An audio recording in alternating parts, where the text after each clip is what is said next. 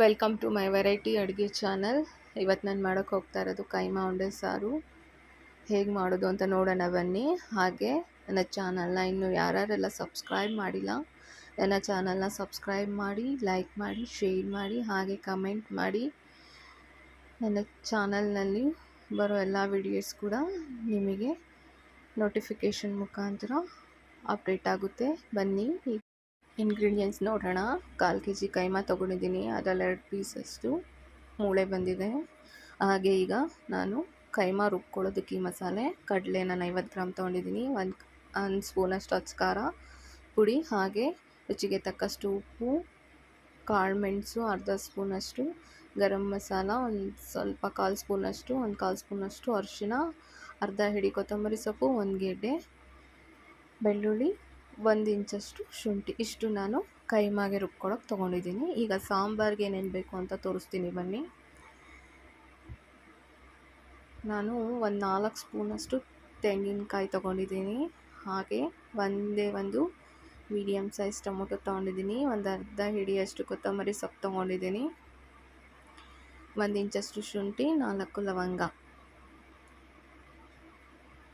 ಆಮೇಲೆ 1 ಸ್ಪೂನಷ್ಟು ನಾನು ಧನಿಯಾ ಪುಡಿ ತೊಗೊಂಡಿದ್ದೀನಿ, ಹಾಗೆ 1 ಸ್ಪೂನಷ್ಟು ಖಾರದ ಪುಡಿ ತೊಗೊಂಡಿದ್ದೀನಿ, ಒಂದು ಅರ್ಧ ಸ್ಪೂನಷ್ಟು ಅರಿಶಿನ, ಒಂದು ಗೆಡ್ಡೆಯಷ್ಟು ನಾನು ಬೆಳ್ಳುಳ್ಳಿ, 1 ಇಂಚಷ್ಟು ಶುಂಠಿ ತೊಗೊಂಡಿದ್ದೀನಿ, ಹಾಗೆ ಒಂದು ದೊಡ್ಡ ಸೈಜು ಈರುಳ್ಳಿನ ತೊಗೊಂಡಿದ್ದೀನಿ.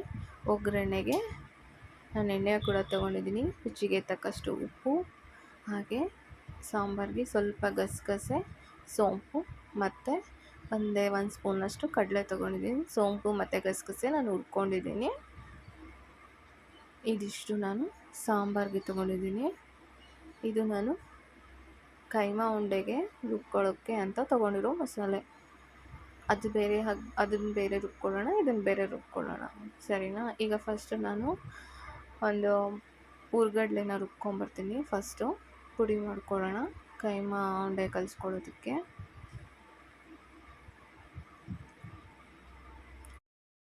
ಇದರಲ್ಲೂ ತುಂಬ ವೆರೈಟೀಸ್ ಇದೆ ಕೈಮಾ ಉಂಡೆ ಸಾರಲ್ಲಿ. ನಾನು ಮತ್ತಷ್ಟು ವೀಡಿಯೋಸಲ್ಲಿ ನಾನು ತೋರಿಸ್ತೀನಿ. ಈಗ ಮಸಾಲೆ ರುಬ್ಬಾಯಿತು, ಅದರೊಳಗಡೆ ನಾನು ಕೈಮಾ ಕೂಡ ಹಾಕಿ ಇದನ್ನೇ ನಾನು ತರ್ತರಿಯಾಗಿ ರುಬ್ಕೊಬರ್ತೀನಿ. ಈಗ ನಾನು ಕಡಲೆ ರುಬ್ಕೊಂಡಿದ್ನಲ್ಲ, ಅದರೊಳಗಡೆ ನಾನು ಕೈಮಾನು ಅದು ಮಸಾಲೆ ಕೂಡ ಹಾಕಿ ಮಿಕ್ಸ್ ಮಾಡ್ಕೊಳ್ಳೋಣ.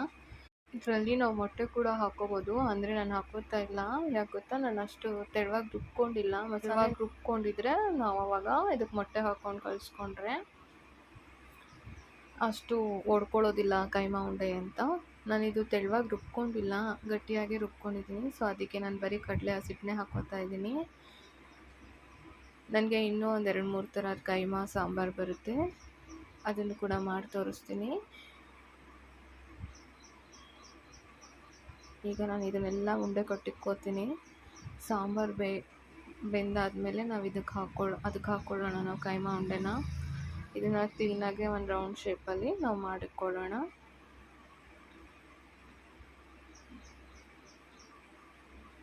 ಹಾಗೆ ಈಗ ಸಾಂಬಾರಿಗೆ ಬೇಕಾಗಿರೋ ಮಸಾಲೆನೆಲ್ಲ ರುಬ್ಕೊಂಡು ಬರೋಣ.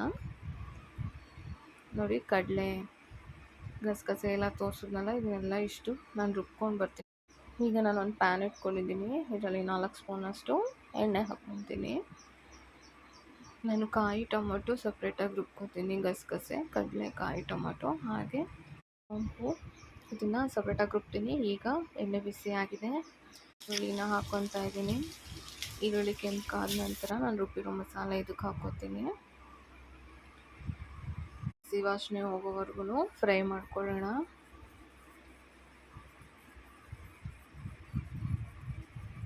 ಈಗ ಒಂದು ಲಿಡ್ ಕ್ಲೋಸ್ ಮಾಡೋಣ. 1 ನಿಮಿಷ ಲಿಡ್ ಓಪನ್ ಮಾಡ್ತೀನಿ. ಈಗ ನಾನು ಧನಿಯಾ ಪುಡಿ, ಖಾರದ ಪುಡಿ, ಅರಿಶಿನ ಪುಡಿ, ರುಚಿಗೆ ತಕ್ಕಷ್ಟು ಉಪ್ಪು ಇಷ್ಟು ಹಾಕ್ಕೊಂಡು ಮತ್ತೊಂದು ಸಲ ಫ್ರೈ ಮಾಡಿಕೊಂಡು ಲಿಡ್ನ ಕ್ಲೋಸ್ ಮಾಡಿ, ಜೊತೆಗೆ 2 ಮೂಳೆ ಪೀಸ್ ಕೊಟ್ಟಿದ್ರು ಅದನ್ನು ಕೂಡ ಇದರೊಳಗಡೆ ಹಾಕೋತಾ ಇದ್ದೀನಿ. ಈಗ ನಾನು ಒಂದೇ 1 ನಿಮಿಷ ಮತ್ತೆ ಕ್ಲೋಸ್ ಮಾಡಿ ಫ್ರೈ ಮಾಡ್ಕೊತ ಲಿಡ್ ಓಪನ್. ನಾನು ಕಾಯಿ ಮತ್ತು ಟೊಮೊಟೊ, ಗಸಗಸೆ, ಕಡಲೆ ಮತ್ತು ಸೋಂಪನ್ನ ರುಬ್ಕೊಂಡು ಮತ್ತೆ ಮಿಕ್ಸ್ ಮಾಡ್ಕೊತಾ ಇದ್ದೀನಿ. ಓಪನ್ ಮಾಡಿ ಕಾಯಿ ಟೊಮೊಟೊ ಹಾಕ್ಕೊತೀನಿ. ಹಾಗೆ ನನ್ನ ಮಾಡ್ತಿರೋ ವಿಡಿಯೋಸ್ ಎಲ್ಲ ನಿಮ್ಗೆ ಇಷ್ಟ ಆಗಿದ್ರೆ ದಯವಿಟ್ಟು ಸಬ್ಸ್ಕ್ರೈಬ್ ಮಾಡೋದನ್ನು ಮಾತ್ರ ಮರಿಬೇಡಿ.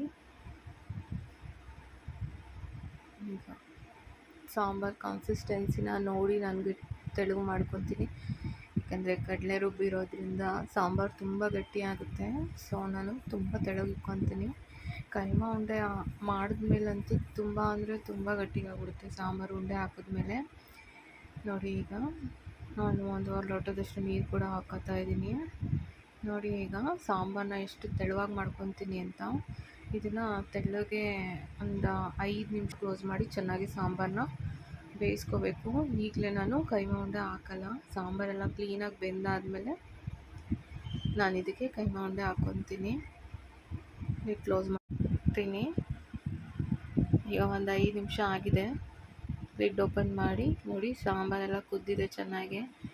ಸಾಂಬಾರು ಎಷ್ಟು ತೆಳುವಾಗಿದೆ ನೋಡಿ. ಈಗ ನಾನು ಇದಕ್ಕೆ ಫ್ಲೇಮ್ನ ಕಮ್ಮಿ ಮಾಡಿಕೊಂಡು ಉಂಡೆ ಹಾಕ್ಕೊತೀನಿ. ಫ್ಲೇಮ್ ಜಾಸ್ತಿ ಇಟ್ಕೊಂಡು ನಾನು ಏನಾದರೂ ಉಂಡೆ ಹಾಕಿದ್ರೆ ಕೈಮಾ ಉಂಡೆನ ಏನೋ ಹೊಡ್ಕೊಳ್ಳೋ ಚಾನ್ಸಸ್ ಇರುತ್ತೆ. ಅದಕ್ಕೋಸ್ಕರ ನಾನು ಫ್ಲೇಮ್ ಕಮ್ಮಿ ಮಾಡ್ಕೊಂಡಿದ್ದೀನಿ. ಈಗ ಫ್ಲೇಮ್ನ ನಾನು ಮೀಡಿಯಮ್ ಉರಿಯಾಗಿ ಇಟ್ಕೊಂಡು ಒಂದು ಲಿಡ್ನ ಕ್ಲೋಸ್ ಮಾಡ್ಕೊತೀನಿ. ಒಂದು 5 ನಿಮಿಷ ಆದಮೇಲೆ ನೋಡಿ ನಮ್ಮ ಉಂಡೆ ಎಲ್ಲ ಎಷ್ಟು ಚೆನ್ನಾಗಿ ಬಂದಿದೆ. ಹಾಗೆ ಎಣ್ಣೆ ಕೂಡ ಬಿಟ್ಕೊಂಡಿದೆ ಸಾಂಬಾರು ಒಳಗಡೆ. ನೋಡಿ ಸಾಂಬಾರು ಕೂಡ ಎಷ್ಟು ಗಟ್ಟಿಗಾಗಿದೆ. ಸೊ ಅದಕ್ಕೋಸ್ಕರ ನಾನು ನೀರು ಜಾಸ್ತಿ ಹಾಕ್ಕೊಳ್ಳಿ ಅಂತ ಹೇಳಿದ್ದು. ಸಾಂಬಾರನ್ನ ಸ್ವಲ್ಪ ತೆಳುವಾಗಿ ಇಟ್ಕೊಳ್ಳಿ, ಆಮೇಲೆ ಇದು ಗಟ್ಟಿ ಆಗುತ್ತೆ ಅಂತ ಹೇಳಿದ್ದು. ನಮ್ಮ ಸಾಂಬಾರು ಇವಾಗ ರೆಡಿ ಆಗಿದೆ. ನಾನು ಇದನ್ನು ಸರ್ವಿಂಗ್ ಬೌಲಿಗೆ ಸರ್ವ್ ಮಾಡ್ಕೊತೀನಿ. ಒಂದೇ ಕೂಡ ಹೊಡ್ಕೊಂಡಿಲ್ಲ. ನಾನು ಮಾಡಿರೋ ಸಾಂಬಾರು ನಿಮ್ಗೆ ಇಷ್ಟ ಆಗಿದ್ದರೆ ದಯವಿಟ್ಟು ನನ್ನ ಚಾನಲ್ನ ಸಬ್ಸ್ಕ್ರೈಬ್ ಮಾಡಿ. Thank you for watching. ಮತ್ತೊಂದು ವಿಡಿಯೋದೊಂದಿಗೆ ನಾನು ನಿಮಗೆ ಸಿಗ್ತೀನಿ. ತುಂಬ ವೆರೈಟೀಸ್ ಮಾಡ್ತೀನಿ ಈ ವೆರೈಟಿ ಅಡುಗೆ ಚಾನಲ್ನ ಸಬ್ಸ್ಕ್ರೈಬ್ ಮಾಡೋದನ್ನು ಮರಿಬೇಡಿ. Thank you for watching. ಧನ್ಯವಾದಗಳು.